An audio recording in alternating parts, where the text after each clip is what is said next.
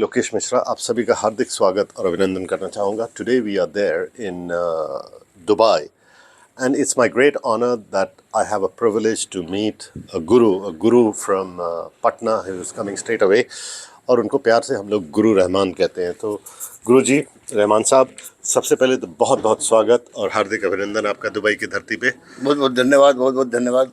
और मैं अक्सर आपको टीवी पे देखता था, यूट्यूब में देखता था, आपको फॉलो करता रहा, और ये मेरे लिए बहुत ही सौभाग्य की बात है कि आपसे मिलने का और रूबरू होने का मौका मिला। आज अब्दुल कयूम अंसारी साहब की बर्थ एनिवर्सरी है, और इसी मौके पे आप पटना से आए और एक इंटरनेशनल अवार्ड से नवाजा गया। कैसा लग रहा है? डेफिनेटली बहुत अच्छा लग रहा है, और मैंने सोचा भी नहीं था कि दुबई के सरजमी पर इस तरह का हमको प्यार मिलेगा। तो लगा कि कैमरे के सामने पूरे बिहार में ही हूँ। हाँ। और एक पल भी ऐसा नहीं लगा कोई किसी से पहली बार मिल रहा हो। लगा कि सबसे बहुत बरसों पुराना संबंध है। I am really feeling too much happy. या थैंक यू सो मच। आप देख रहे हैं कि गुरु रहमान साहब हैं, और आज उन्होंने बहुत ही जो हमारी हिस्ट्री की बातें बताई और कम्युनिटी की बातें बताई, और ख़ास करके अब्दुल कयूम साहब के बारे में जो उन्होंने बातें बताई, उससे तो हमारे होश उड़ गए। ऑलराइट, तो दो शब्दों में अगर कुछ पूछा जाए अब्दुल कयूम अंसारी साहब के बारे में, क्या मैसेज देना चाहेंगे इतिहास के पन्नों से? देखिए, मैं चूँकि स्टूडेंट ऑफ हिस्ट्री, तो मैं यही बोलूँगा कि अब्दुल कयूम अंसारी को कोई व्यक्ति के रूप में न देख के ही वाज ए थाउट, एक विचारधारा थे।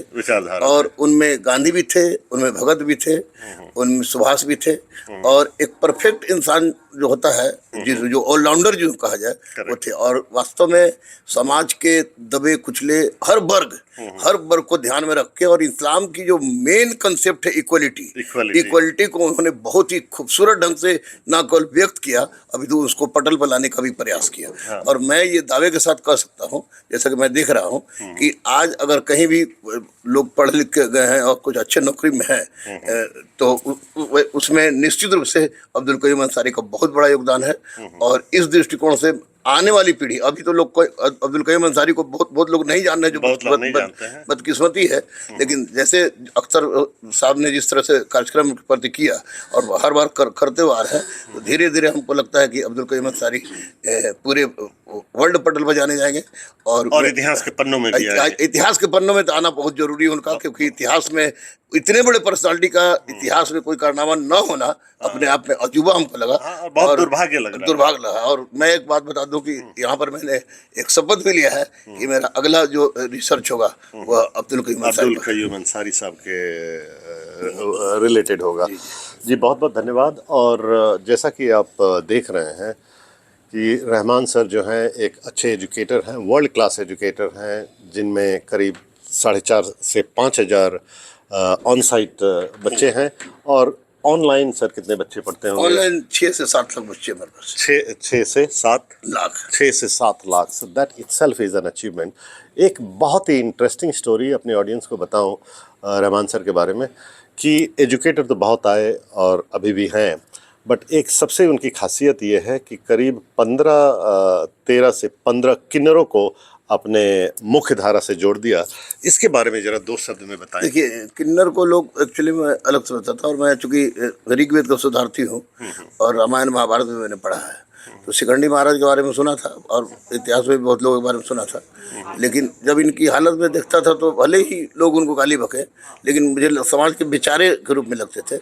और मुझे लगा कि अगर इनको जोड़ा जाए, पढ़ाया जाए, तो ये अच्छा कर सकते हैं। और ऊपर वाले ने सुन लिया, और आज वही है कि 3 सब इंस्पेक्टर और 13 कांस्टेबल बन गए हैं। 3 सब इंस्पेक्टर और 13 कांस्टेबल बन गए हैं।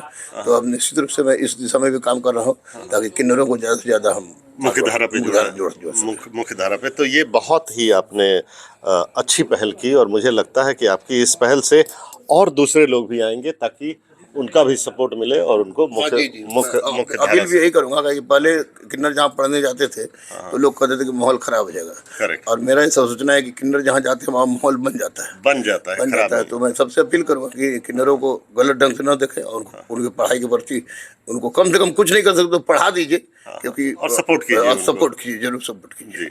सो बहुत बहुत धन्यवाद, बहुत ही अच्छी बात कही। और जाते जाते, चूंकि अब दुबई के धरती पर पहले बार आए हैं और ये बहुत ही कम ऐसा मौका मिलता है कि इंडिया के फाइनेस्ट एजुकेटर दुबई में आके अपनी बातों को रख सके, ये हमारे लिए गौरव की बात है।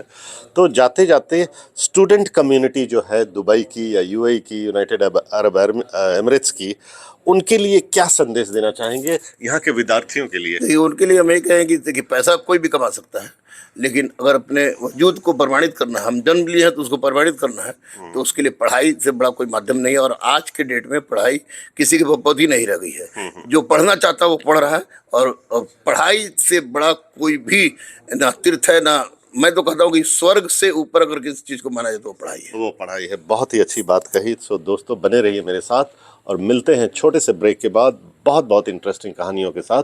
और मैं आज अख्तर हुसैन साहब के संदर्भ में, जिन्होंने आज बहुत ही अच्छा कार्यक्रम ऑर्गेनाइज किया, उनको तहे दिल से धन्यवाद देना चाहूँगा और आपको बहुत बहुत शुभकामना, लॉट ऑफ बेस्ट विशेस। और very soon we should be meeting in Patna. मैं और ये भी कहना चाहूँगा कि अगर एक अख्तर हुसैन ऐसा कर सकते हैं तो अख्तर हुसैन के पदचिन्हों को अनुकरण करने की जरूरत है, क्योंकि इन्होंने जो किया है। तो ये पर दुबई में मेरा पहला प्रोग्राम था। आपको अख्तर साहब से मेरी पहली भेंट हुई, लेकिन इनके कहवाने में दुबई रह के भी इन्होंने जो कार्यक्रम कराया, सिवान में कराया, अन्य जगह कराया, तो निस्संदेह एक बहुत अपने आप में अजूबा है। और कहा जाता है ना कि हर युग में कोई ना कोई, चाहे वो युग कितना भी खराब रहे, कोई ना कोई व्यक्ति ऐसा होता है जो कुछ अलग सोच के चलता है। तो अख्तर हुसैन उसी कड़ी के एक साबित है, कड़ी है। और मैं वादा करता हूँ इस धरती से कि अख्तर हुसैन के हर क्रियाकलापों में गुरु रहमान साथ रहेगा। जी, बहुत बहुत धन्यवाद आपका। Lovely meeting you. ढेर सारी शुभकामनाएं। मिलते हैं।